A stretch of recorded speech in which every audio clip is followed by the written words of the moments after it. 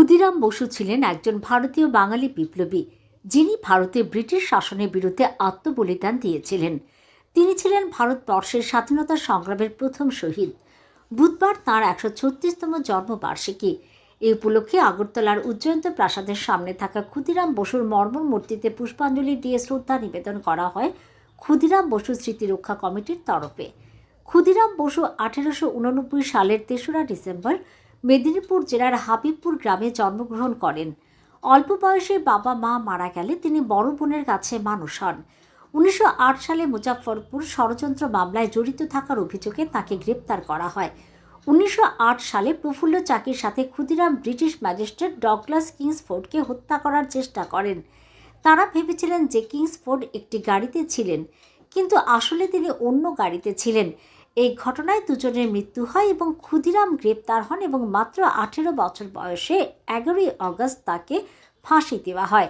এই সম্পর্কে বলতে গিয়ে ক্ষুদিরাম বসু স্মৃতি রক্ষা কমিটির পক্ষ থেকে বলা হয় যে প্রতি বছরের ন্যায় এবছরও তারা এই দিনটি যথাযোগ্য মর্যাদায় পালন করছে এবং শহীদ ক্ষুদিরামের স্বপ্নকে বাস্তবে পরিণত করতে তারা কাজ করে চলেছে। আজ ৩রা ডিসেম্বর ভারতবর্ষের ব্রিটিশ বিরোধী আন্দোলনের আপসহীন ধারার বীর বিপ্লবী অগ্নিশিশু শহীদ ক্ষুদিরাম বসুর আজ ১৩৭তম জন্মদিন।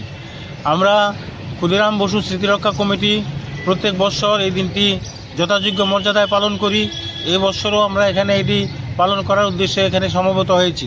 বন্ধুগণ, আপনারা জানেন আজকে ভারতবর্ষের স্বাধীনতা আজকে ৭৭ বছর পরেও ক্ষুদিরাম বসুর যে উদ্দেশ্য নিয়ে তার জীবন আত্মাহুতি দিয়েছিলেন, গরিব মানুষের মুক্তি, গরিব মানুষের যে শিক্ষা, স্বাস্থ্য, এই যে অধিকার, এই অধিকার আজও বঞ্চিত, গরিব মানুষ আজও এই অধিকারগুলি থেকে বঞ্চিত।